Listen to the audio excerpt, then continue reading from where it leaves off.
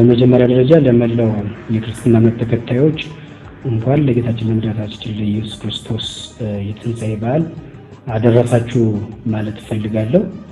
የትንሣኤ በዓልን ምክንያት በማድረግ በወረዳችን ለበርካታ አቅመ ደካሞች የማዕድ ማጋራት ስራ በዓሉን በሰላም በፍቅር በአንድነት ከነቤተሰቦቻቸው እንዲያከብሩ በወረዳ ደረጃ የማዕድ ማጋራት ስራ ሰርተናል።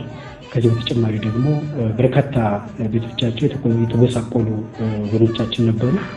ለነሱም ቀድመን የማደስ ስራ ቤቶችን የማደስ ስራ በመስራት የርክክብ ስራ አድሰን የርክክብ ስራ ለማድረግ ሞክረናል።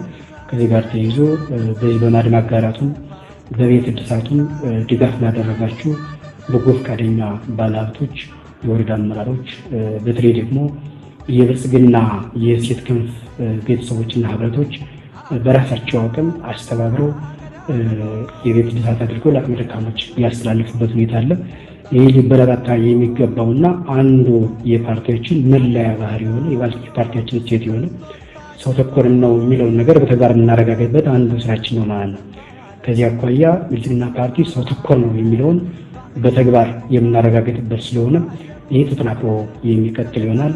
ይህን ድጋፍ ላደረጋችሁ ላስተባበራችሁ ለወረዳው የብልጽግና ሴት ክንፍና ለወረዳው አመራሮች እንዲሁም ደግሞ በሌሎች የማዕድ ማጋራትም የቤት እድሳትም ስለሰራ በሱም ጭምር የተሳተፋችሁ ባለሀብቶች፣ ነዋሪዎቻችን ታላቅ ምስጋና ማቅረብ እፈልጋለሁ።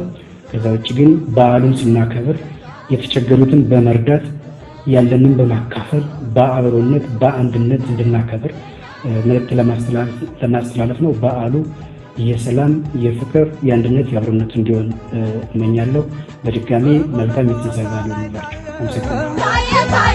በቀራንዮ ላይ ታየ የዓለም መድኃኒት የጌታ ትንሣኤ